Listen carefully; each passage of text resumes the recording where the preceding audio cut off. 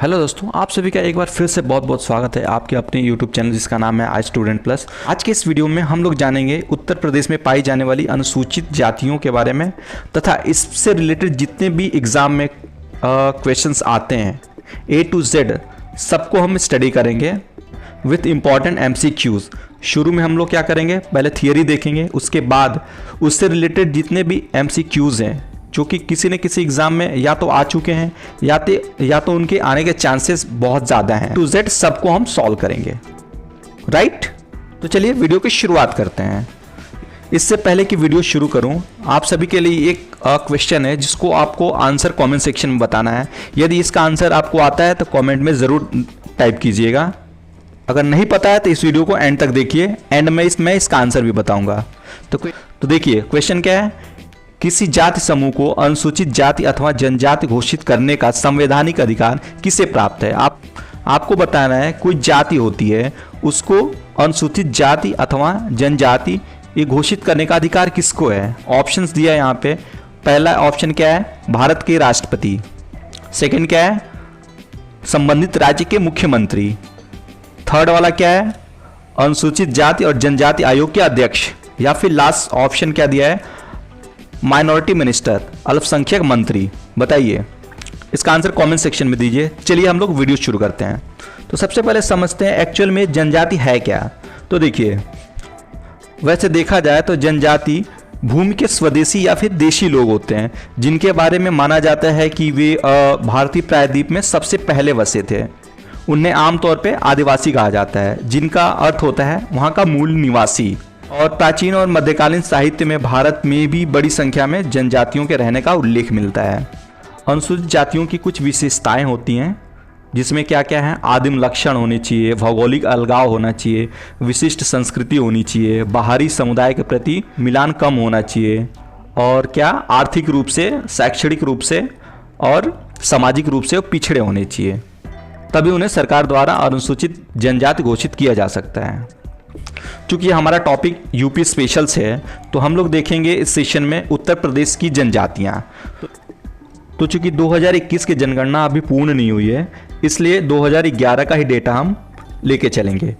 तो 2011 जनगणना के अकॉर्डिंग उत्तर प्रदेश में यूपी की कुल जनसंख्या का 0.6% अनुसूचित जनजाति हैं। और 1967 के पहले यूपी में कोई भी जनजाति नहीं थी। 1967 में दो समुदायों को जनजाति घोषित किया गया था। कौन से? पहला था थारू और सेकेंड वाला था बुक्सा। उसके बाद 2003 में कुल 10 जनजातियों को सूचीबद्ध किया गया था। इस प्रकार उत्तर प्रदेश में वर्तमान में कुल जनजातियों की संख्या कितनी है, तो इनकी संख्या है 12। राइट। और एक और इंपॉर्टेंट चीज, यूपी में मात्र 2 जिले हैं। कौन से? जालौन और अयोध्या। कौन सा? जालौन और अयोध्या, जहाँ पे एक भी जनजाति नहीं पाई जाती है। ये मोस्ट इंपॉर्टेंट क्वेश्चन आ सकता है, यूपी का कौन सा ज़िला है जहाँ पे एक भी जनजाति नहीं पाई जाती। तो कौन से 2 ज़िले हैं, जालौन और अयोध्या। राइट। यदि हम पूरे भारत की बात करें तो टोटल 104 मिलियन जनजातियों की संख्या है। कितनी? जिसमें सबसे ज़्यादा जनजातियाँ हैं MP में, और परसेंटेज वाइज जनजातियाँ किसमें है, मिज़ोरम में सबसे ज़्यादा। मिज़ोरम में परसेंटेज वाइज बात किया जाए तो। और देश में कुल अनुसूचित जातियों की जो संख्या है वो भारत की कुल आबादी का 8.6% है। 8.6% कहाँ पे है? पूरे भारत में। और यूपी में टोटल कितना है? यूपी की जनसंख्या का 0.6%, याद रखिएगा। और ये रही लिस्ट टोटल 12 जनजातियों की। देखिए, थारू और बुक्सा ये 1967 में सूचीबद्ध की गई थी। इसके अलावा जो 10 जातियां हैं, कौन सी स्क्रीन पे आप देख सकते हो, ये 2003 में घोषित की गई थी जनजाति। अब एक एक करके देखते हैं। देखिए, पहला देखते हैं थारू जनजाति। तो थारू जनजाति, इसकी विशेषता क्या है? देखिए, ये उत्तर प्रदेश की सबसे बड़ी जनजाति है। क्या? थारू। यहाँ पे ध्यान रखिएगा, थारू सबसे बड़ी जनजाति है। जनजाति, यूपी की सबसे बड़ी जनजाति क्या है? थारू। लेकिन यदि बोले यूपी की सबसे बड़ी जनजाति समूह, जनजाति अगर समूह की बात करें तो वो है गोंड। गोंड कौन सा? गोंड। अगर जनजाति समूह की बात करें तो सबसे ज़्यादा जनसंख्या किसकी है? गोंड की, क्योंकि गोंड में टोटल 6 जनजातियां शामिल है। गोंड, धुरिया, नायक, ओझा, पठारी और राजगौंड। और थारू अकेले है, एक ही केवल इसमें जनजाति है। इस हिसाब से यदि यूपी की सबसे बड़ी जनजाति पूछे, जनजाति, तो थारू मारिएगा, टिक करिएगा। ये हो गया। अब देखिए सबसे ज़्यादा जनसंख्या थारू जनजाति की है। ओके, यहाँ पे हमने देख लिया है। उत्तर प्रदेश में टोटल जनजातियाँ कितनी हैं? 12। सबसे पुरानी जनजाति थारू और बुक्सा, ये हमने देख लिया था। इसको सूचीबद्ध कब किया गया था? 1967 में। 1967 में। और देखिए सबसे ज़्यादा जनजाति यूपी के किस जनपद में पाई जाती हैं? ये क्वेश्चन पूछ सकता है। उत्तर प्रदेश के किस जनपद में सबसे ज़्यादा जनजातियां पाई जाती हैं? तो उसका आंसर हो जाएगा सोनभद्र जिला। और सबसे कम पूछे तो बागपत। और ऐसा ज़िला जहां पे एक भी जनजाति नहीं है तो 2 ज़िले हैं। कौन से? अभी मैंने बताया। आंसर क्या होगा? जालौन और अयोध्या। जालौन और अयोध्या या फिर फैजाबाद, कोई भी टिक मारिएगा। राइट। थारू जनजाति के लोग कहाँ पे रहते हैं? उत्तर प्रदेश और नेपाल बॉर्डर के आसपास 2 तराई रीजन है, वहाँ पे निवास करते हैं। ये किस वंश के माने जाते हैं? तो ये किरात वंश के माने जाते हैं। इनका प्रसिद्ध फेमस एक फेस्टिवल होता है जिसको क्या बोलते हैं? बजहर फेस्टिवल। और ये दिवाली को शोक के रूप में मनाते हैं। ये सबसे इम्पॉर्टेंट है। ये बहुत बार पूछा जा चुका है, कौन सी जनजाति दिवाली को शोक के रूप में मनाती है? तो इसका आंसर हो जाएगा थारू। नेक्स्ट क्या है? इनमें एक और चीज़ है, ये बदला विवाह करते हैं और जो शादी पक्की हो जाती है उसको क्या बोलते हैं? पक्की कोड़ी। राइट। ये तो हो गया थारू। अब देखते हैं बुक्सा जनजाति। ये राजपूत घराने से अपने आप को मानते हैं और ये स्पेशली यूपी के जो बिजनौर ज़िला है, बिजनौर, वहाँ पर निवास करते हैं। इनकी संख्या ज़्यादा है, सबसे ज़्यादा यूपी के बिजनौर में। नेक्स्ट क्या है? इनकी भाषा देख लीजिए। भाषा हिंदी। इनका मुख्य भोजन है मछली, चावल, मदिरा। इनकी प्रमुख आराध्य देवी हैं चामुंडा। ये सारी चीज़ें हैं, आप देख सकते हो। खैरवार जनजाति, इसकी विशेषता क्या है? ये क्वेश्चन, इससे एक ही क्वेश्चन आएगा। ये कर्मा नृत्य करते हैं। क्वेश्चन पूछा जा सकता है, कर्मा नृत्य निम्नलिखित में से कौन सी जनजाति करती है? ऑप्शन दे देगा वहाँ पे, उसमें खैरवार भी होगा, खरवार भी होगा। इसी पे टिक मारिएगा। ये क्वेश्चन हमेशा पूछता है। इनका प्रमुख पर्व है जिउतिया। जिउतिया, इसका तत्सम रूप क्या है? जीवित पुत्रिका। जिउतिया एक तत्भव रूप है। खैरवार हो गया। माहीगीर, इनका मुख्य व्यवसाय क्या है? मछली पकड़ना। ये भी बिजनौर में ही रहते हैं। राइट। नेक्स्ट क्या है? जौनसारी। जौनसारी, इनका प्रमुख उत्सव कौन सा है? इनका उत्सव है विशु, पांचोई और दियाई। राइट। और देखिए उत्तर प्रदेश में संचालित जो परियोजनाएं हैं जनजाति विकास से संबंधित, ये कौन सी हैं? पहला है एकीकृत जनजाति विकास योजना। ये कहाँ पे चलता है? किस ज़िले में? लखीमपुर खीरी और सोनभद्र में। थारू विकास परियोजना है, इसका संचालन किस ज़िले में होता है? यूपी के बलरामपुर में। नेक्स्ट क्या है? बुक्सा आदिम जनजाति विकास परियोजना। ये कहाँ पे?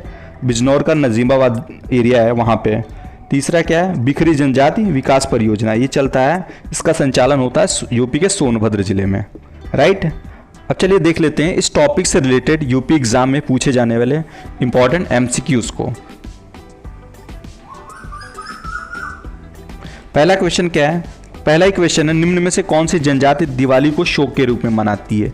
ये नंबर ऑफ टाइम्स पूछा जा चुका है। नंबर्स ऑफ टाइम्स का आंसर आपको पता होना चाहिए। इसका आंसर क्या है? इसका आंसर हो जाएगा ऑप्शन सी। जो थारू जनजाति है वो दिवाली को शोक के रूप में मनाती है। ये इस दिन अपने पूर्वजों को रोटी गिफ्ट करते हैं। रोटी अपने पूर्वजों को दिवाली के दिन। राइट। चलिए नेक्स्ट क्वेश्चन पे चलते हैं। नेक्स्ट क्वेश्चन है क्वेश्चन नंबर 2। उत्तर प्रदेश के किस जिले में बुक्सा जनजाति पाई जाती है? बताइए। यूपी के किस डिस्ट्रिक्ट में बुक्सा नाम की ट्राइब पाई जाती है? आपके ऑप्शन है option A Deoria, option B Jaunpur, option C Bijnor या फिर ऑप्शन डी बहराइच। तो इसका आंसर क्या हो जाएगा? यूपी के किस जिले में बुक्सा जनजाति पाई जाती है? तो इसका करेक्ट आंसर हो जाएगा ऑप्शन नंबर सी, जो यूपी का बिजनौर ज़िला है जिसकी सीमा उत्तराखंड से मिलती है, जहाँ पे ये बुक्सा या दूसरा नाम क्या है भौक्सा भी बोलते हैं इसको, बुक्सा या फिर भौक्सा, ये वाली ट्राइब पाई जाती है। राइट। चलिए next question, question number third. Question number third क्या कह रहा है, उत्तर प्रदेश के किस ज़िले में सर्वाधिक जनजाति पाई जाती हैं। यूपी के किस ज़िले में, अभी हमने देखा यूपी के किस ज़िले में सबसे ज़्यादा जनजातियाँ निवास करती हैं। ऑप्शंस दिया है, पहले ऑप्शन देख लेते हैं। ऑप्शन ए है Sonbhadra, option B Mau, option C Baghpat और ऑप्शन डी, ये डी होना चाहिए, ऑप्शन डी शामली। बताइए सर्वाधिक जनजातियाँ कहाँ वास करती हैं यूपी के किस ज़िले में। तो इसका करेक्ट आंसर हो जाएगा ऑप्शन नंबर ए। कहाँ पे सबसे ज़्यादा वास करती हैं, सोनभद्र में सबसे ज़्यादा जनसंख्या है ट्राइब्स की, और सबसे कम कहाँ पे है, ये बागपत में सबसे कम जनजातियाँ पाई जाती हैं यूपी के बागपत ज़िले में। राइट। नेक्स्ट क्वेश्चन चलते हैं। अगला क्वेश्चन क्या है, क्वेश्चन नंबर 4। कर्मा किस जनजाति का एक लोकप्रिय नृत्य है। बताइए, थोड़ी देर पहले हमने देखा था ना। इसका करेक्ट आंसर क्या हो जाएगा, ऑप्शन दिया है यहाँ पे। ऑप्शन ए है सहरिया, ऑप्शन बी नायक, ऑप्शन सी अगरिया या फिर option D Kharwar. Karma dance किस जनजाति के लोग करते हैं, तो इसका करेक्ट आंसर हो जाएगा ऑप्शन नंबर डी खरवार या फिर खैरवार। और इनका लोकेशन क्या है, इनकी लोकेशन क्या है, सर्वाधिक जनसंख्या है यूपी के सोनभद्र जिले में, सोनभद्र, जहां पे ट्राइब्स की जनसंख्या भी ज़्यादा है as compare to others district. Next question पे चलते हैं। Question number 5। क्वेश्चन नंबर 5 क्या बोल रहा है, जाड़, इस शब्द दिया है, जाड़ निम्न में से किसका एक पेय पदार्थ है। बताइए, आपके ऑप्शन सामने है। Option A Tharu, option B Chero, C Bhotia या फिर ऑप्शन डी बुक्सा। जाड़ क्या चीज़ है, तो देखिए जो थारू जनजाति है, इनका मुख्य पेय पदार्थ है जाड़, जो किस चीज़ का बना होता है, ये चावल से बना होता है। ये एक प्रकार की मदिरा है, शराब, चावल से बनी हुई मदिरा, उसको नाम क्या दिया गया है, जाड़। तो किस जनजाति के लोग इसका यूज़ करते हैं, इस शराब का, इस मदिरा का। ऑप्शन ए थारू जनजाति के लोग जाड़ नामक शराब पीते हैं। राइट। चलिए नेक्स्ट क्वेश्चन। अगला क्वेश्चन है क्वेश्चन नंबर 6। किस जनजाति के लोग बांस के शिवलिंग की पूजा करते हैं। बहुत इंपॉर्टेंट क्वेश्चन है। बताइए किस जनजाति के लोग बांस के शिवलिंग की पूजा करते हैं। ऑप्शन ए है माहीगिर जनजाति, ऑप्शन बी है थारू जनजाति, ऑप्शन सी है भुइया जनजाति या फिर ऑप्शन डी है कर्मा जनजाति। बताइए इसका करेक्ट आंसर क्या हो जाएगा। इसका करेक्ट आंसर कमेंट सेक्शन में बताइए। तो इसका करेक्ट आंसर हो जाएगा ऑप्शन बी सेम। जो थारू जनजाति के लोग हैं, इनके मुख्य देवता हैं, इनके मुख्य आराध्य देव हैं भगवान शिव। लेकिन ये शिवलिंग का जो बना होता है, इनका शिवलिंग ये पत्थर का नहीं बल्कि बांस का बना होता है। इनका शिवलिंग बांस का बना होता है थारू जनजाति के लोगों का। राइट। चलिए next question, question number 7। Question number 7 क्या है, उत्तर प्रदेश का पहला जनजातीय संग्रहालय कहाँ खोला गया है। बहुत ही प्यारा क्वेश्चन है। बताइए यूपी का सबसे पहला ट्राइबल जो संग्रहालय है ये कहाँ खोला गया है, यूपी के किस ज़िले में। ऑप्शंस दिया है आपके। ऑप्शन ए है लखीमपुर खीरी, ऑप्शन बी है बलरामपुर, ऑप्शन सी सोनभद्र या फिर ऑप्शन डी बिजनौर। बताइए यूपी का पहला जनजातीय संग्रहालय कहाँ पे है। तो ये है, इसका आंसर करेक्ट हो जाएगा ऑप्शन बी। कहाँ पे, यूपी के किस ज़िले में, यूपी का पहला जनजातीय संग्रहालय। राइट। अच्छा एक और चीज़, जो थारू जनजाति के लोग हैं उनके लिए एक यूनिवर्सिटी है, वो कहाँ पे खोली गई है, लखीमपुर खीरी में। थारू लोगों की शिक्षा हेतु लखीमपुर खीरी में एक महाविद्यालय की स्थापना की गई है, ये भी जान लीजिए। चलिए नेक्स्ट क्वेश्चन चलते हैं। अगला प्रश्न है क्वेश्चन नंबर 8। क्वेश्चन नंबर 8 क्या है, थारू विकास परियोजना। बताइए थारू विकास परियोजना कब लॉन्च की गई थी। आपके ऑप्शन है option A 1992, option B 1980, option C 1985 या फिर ऑप्शन डी 2002? बताइए, थारू विकास परियोजना कब लॉन्च की गई थी?